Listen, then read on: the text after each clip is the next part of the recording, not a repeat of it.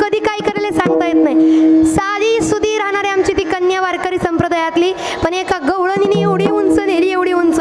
आज नुसतं कुठला इन्स्टा काढला, यूट्यूब काढलं, काही ओपन केलं की आहेच रील आलेली. का?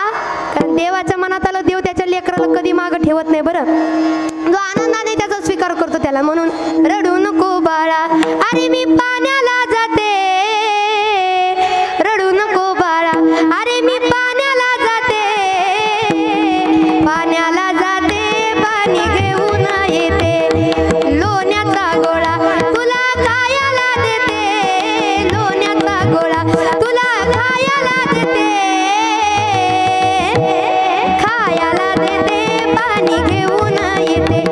सरळ साधी गवळण आहे, पण देवाच्या मनात आलं, लेकरू एवढं एवढंच चालत होतं, एवढा जीव तोडून म्हणतोय करू फेमस, झाली फेमस.